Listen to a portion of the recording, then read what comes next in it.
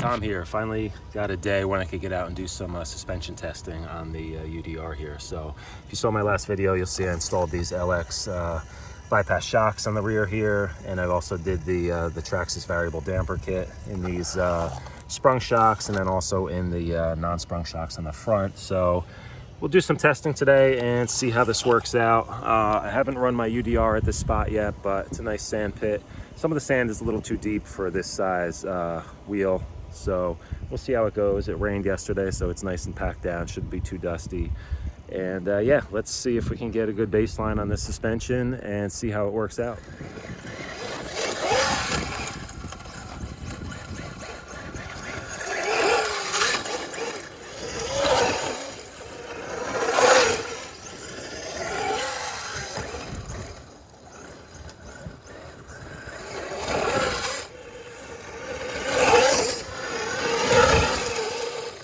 We got some big ass whoops here, way too big for the scale of this truck, but let's see how it does.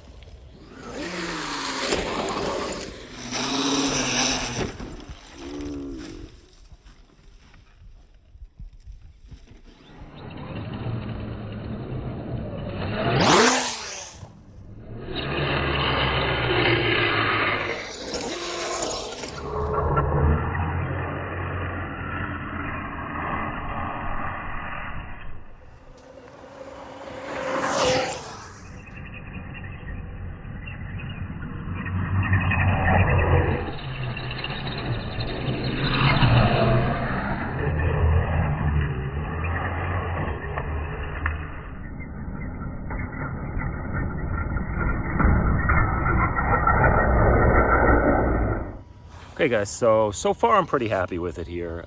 Kind of different conditions. It is pretty loose here, so maybe not the best test for suspension because the sand is really soft, and I think it's just like kind of absorbing a lot of the impact from the wheels and stuff. So, but anyway, it's working really well. You can see from the jumping videos that this thing is landing pretty much like a wet towel. It just lands, flops down, just blop, and just stays level. It doesn't get any kind of rebound or weird bounce afterwards. So as far as jumping, I feel like the compression is really set up nice, and the rebound as well. I just don't know over rough terrain. Like I said, here with the sand, hard to get a really great idea. It's doing really well through like the whoops and stuff. But if I get on like harder packed terrain with some roots and rocks and stuff, it might be set up a little too stiff. So I'm gonna have to take it to another spot and do some additional testing. But so far so good. I'm having an issue where my front sway bar keeps coming disconnected, so I'm just going to remove it for now and not risk breaking anything. So also just want to mention that I am just running this on 4S right now. I have a couple 6S packs with me, but I wanted to do some 4S runs first just as like a little shakedown, and also I wanted to avoid breaking anything right away. So I'll put the 6S in at some point and start hitting things a little bit harder before I go.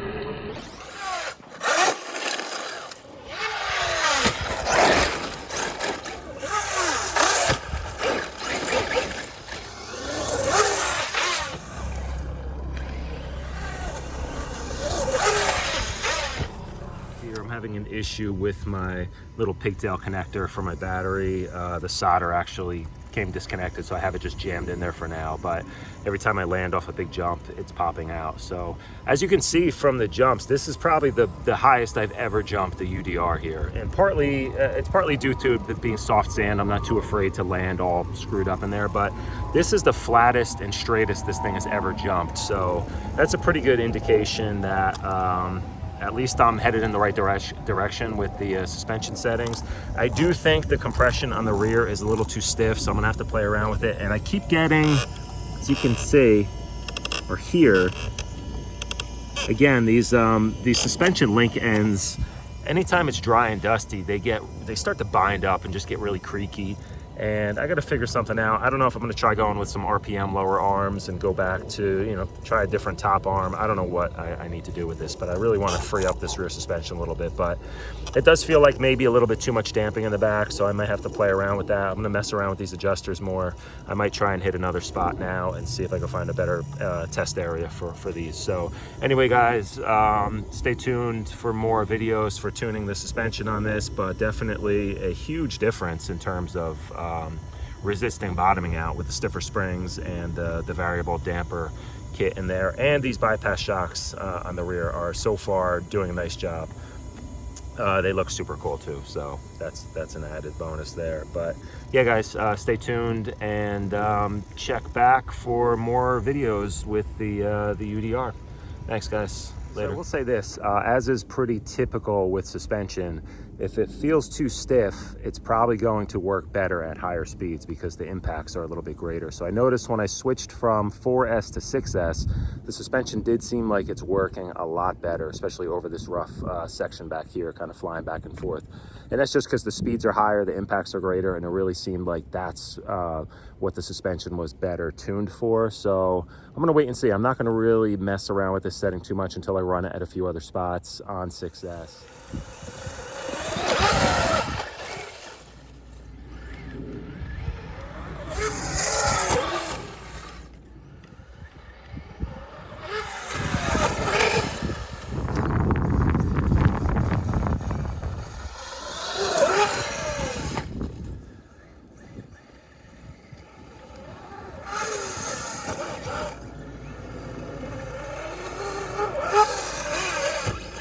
Okay, so back here at the parking lot, I did notice a couple things. So early on, I realized I had a problem where my one sway bar link was coming disconnected, so no big deal. I just totally removed it. I know a lot of people like running it without the front sway bar anyway, so not a big deal on that. The bigger problem is I had an issue with my little loop connector for my battery because I'm just running a single battery on this. And like I said, the solder joint came loose, so that's been a problem this whole run. But now I noticed something else interesting that I gotta really check out. Yeah, that's not supposed to do that. So that would explain the funny noise for about the last 10 minutes of the run. So I don't know what's up with that. I got to pull it apart. But I've been meaning to install a fan on this motor anyway, so I'll have a video on that soon. Actually just involves cutting a small hole into the chassis above the motor and mounting a fan on there. So I'll be doing that soon when I pull this apart to check it out.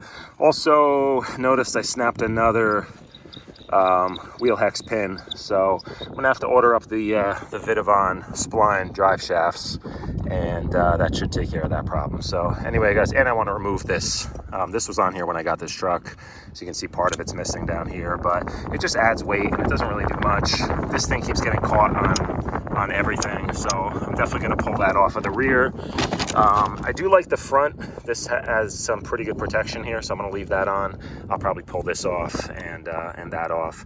Yeah, guys, stay tuned. I'll be doing some more testing and tuning on this truck, and but it's a blast. I love it. They are a little bit finicky. They require a good amount of maintenance, and may not be the most durable RC, but once you get them set up right, they're pretty good, and they're a ton of fun. And it's one of my favorite RCs to film, especially in slow motion. Just the way this truck moves is pretty amazing. Anyway, guys, yeah, see you in the next video. Later.